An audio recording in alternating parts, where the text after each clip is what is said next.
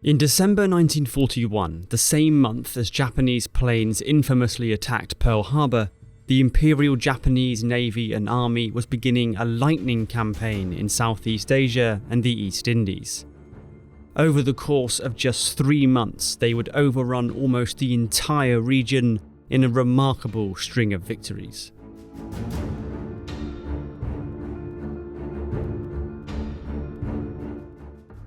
The campaigns for Southeast Asia and the Dutch East Indies were triggered in July 1941, when the US, UK and Netherlands placed an oil embargo on Japan. Oil was vital to Japan's war economy, and the country had very small amounts of domestic production. In 1939, the Empire of Japan had imported 19.4 million barrels of oil from the US and 14.1 million from the Dutch East Indies, compared to just 3.1 million barrels that were extracted domestically. This meant the oil embargo would soon cripple Japan's economy. As Mark Lonstein puts it, for Japan only 2 choices remained open: to yield to US demands or to acquire the necessary raw materials by force. As you might be able to guess, Japan chose war, and preparations began for a grand strike south.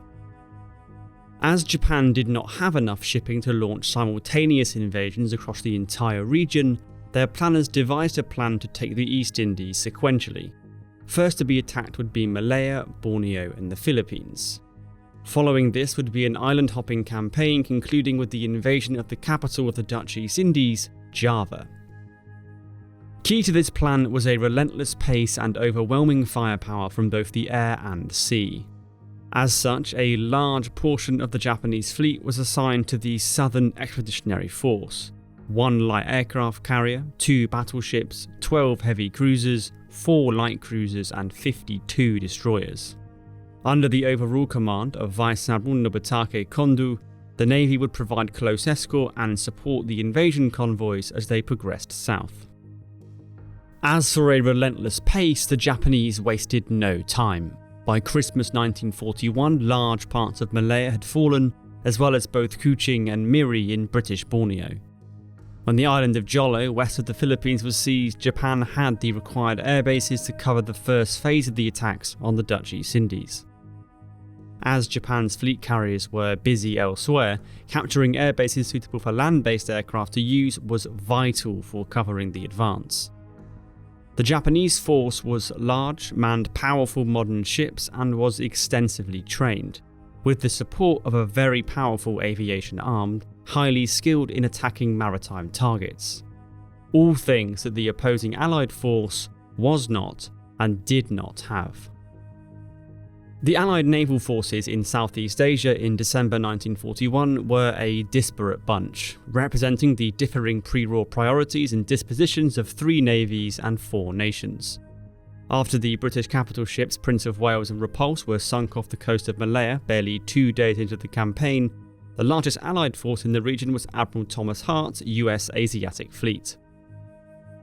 The Asiatic Fleet was a small and neglected force, consisting only of the heavy cruisers Houston and Boys, the old light cruiser Marblehead, and 13 Clemson-class destroyers that were commissioned during the First World War. It did have a force of 29 submarines, albeit old ones, which were useful, but its only planes were Catalina flying boats, good for reconnaissance but not much use against Japanese fighters. The lack of aviation was a theme in the Royal Navy force in the region too. The aircraft carrier Indomitable had originally been intended to accompany Prince of Wales and Repulse, but had been delayed after striking a coral reef in the West Indies. When it did arrive in January 1942, it and virtually all of Britain's air assets were funneled into Malaya as the campaign there deteriorated. Outside of this, Britain did not have much else in the Far East. Their most powerful remaining ship was the York-class heavy cruiser Exeter, which was supported by the Perth-class light cruisers Perth and Hobart, and 2 old World War I vintage Danae-class light cruisers. The cruisers were joined by a handful of modern destroyers, as well as occasionally a variety of older destroyers and sloops when deployed to escort convoys to Singapore. The third Allied naval power in the Far East was the Royal Netherlands Navy, which mustered 3 cruisers, Tromp, Java and the most modern, De Ruyter. 7 Dutch destroyers were present along with 15 submarines, all of which dated from the mid-1920s. Logistics and resupply were a nightmare for the Dutch as their homeland was occupied by Germany, making obtaining fresh manpower or spares virtually impossible. The situation was so bad that one of the destroyers had no crew and had to wait for one to be sunk so that its crew could be transferred. This ragtag multinational force would be based mostly on Java, variously at Surabaya or Tanjung Priok at either end of the island. Neither of these ports had sufficient anti-air protection, which would become a problem before too long. Insofar as the Allied forces had a plan going into 1942, it was to defend the so-called Malay Barrier and keep the Japanese out of the Indian Ocean, and to try and disrupt Japanese landings in the Dutch East Indies wherever possible. Despite the large number of Japanese ships deployed, they did not have enough to escort all the invasion convoys, so it might be possible to pick an undefended one off, even with the meagre forces provided to the Allied commanders.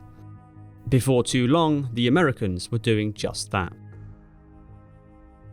On January 1st, 1942, Admiral Thomas Hart arrived at Java, with his fleet having been relocated in the face of the enemy invasion of the Philippines. On arrival, he was informed that he'd been appointed as the overall commander of Allied naval forces in Southeast Asia, as part of the newly formed American, British, Dutch, Australian Command, a single unified Allied command structure for the entire region. Admiral Hart soon had his work cut out for him, trying to work within this structure and trying to halt the Japanese advance. On January 10th, a Japanese force under Major General Shizuo Sakaguchi landed at Tarakan in Dutch Borneo, and quickly broke through the single Dutch battalion defending the area. On the same day, Japan landed at Manado, further east, launching the first ever airborne assault in Asia to take the airfield there. With the second line of air bases captured, missions could now be flown further south, lining up Japanese attacks on Makassar, Kendari, and Balikpapan. Meanwhile, the Allies were doing their best to respond to the myriad Japanese landings. Substantial air attacks were launched on the newly captured air bases by US, Dutch, and Australian aircraft, and naval forces prepared to try and disrupt further Japanese landings. Under American Rear Admiral William Glassford, Task Force 5 twice went to sea in mid-January on the basis of faulty intelligence, searching in vain for Japanese invasion convoys near southern Borneo.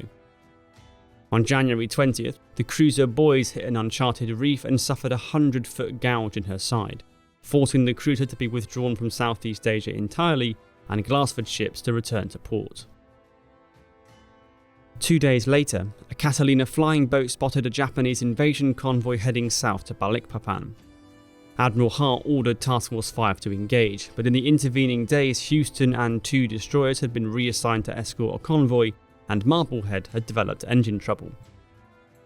This left just the 4 destroyers of Commander Paul Talbot's 59th Destroyer Division available, and these ships set off north on January 23rd, covered by poor weather. Marblehead and another destroyer followed behind, intending to be on station to cover Talbot's retreat. In the early hours of January 24th, the 4 destroyers steamed into Balikpapan Bay at high speed. They could spot 14 transports anchored in the bay, silhouetted against the shoreline by oil wells that the retreating Dutch had set ablaze. There were supposed to be 15, but shortly after midnight the Dutch submarine K-18 had sunk the transport Suruga Maru on the southwestern edge of the convoy. Another transport, the Nana Maru, had been bombed by Dutch aircraft and was ablaze, helpfully illuminating the ships around her. The local Japanese commander, Rear Admiral Shoji Nishimura, had taken his flagship, the light cruiser Naka, and destroyers to the west of the convoy to hunt for K-18. This left the eastern approach to the convoy unguarded when Talbot's destroyers arrived on the scene.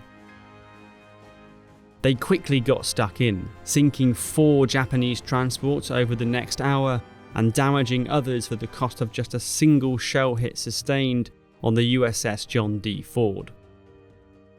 It was a victory for the Allies, one of their first at sea against the Empire of Japan. It was, though, a victory which didn't change very much. The Japanese advance pressed on regardless, with Balikpapan secured by January 25th and the airfield at Kendari captured on January 24th. This put the main Allied naval base at Surabaya within range of Japanese bombers, heralding the start of near-daily air attacks.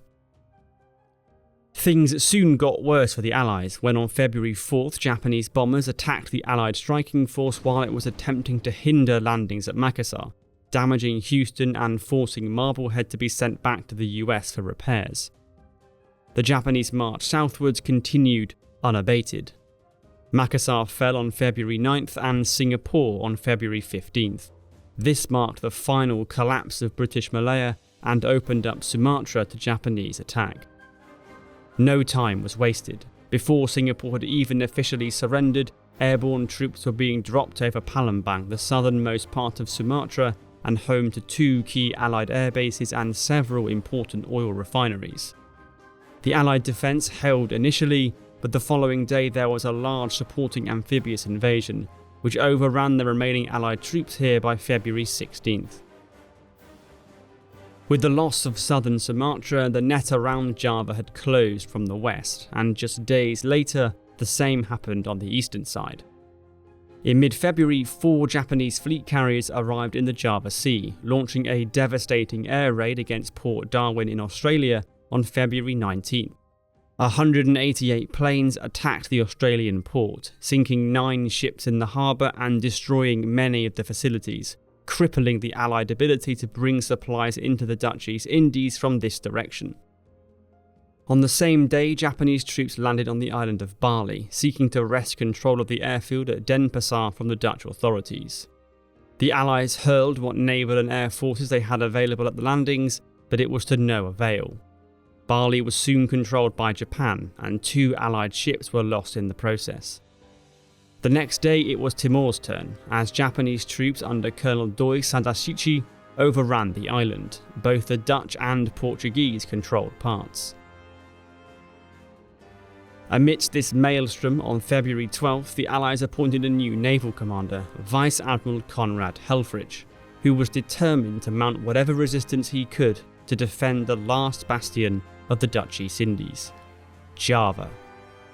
Join me in the next episode for the Battle of the Java Sea. Make sure you subscribe and enable notifications so you don't miss it.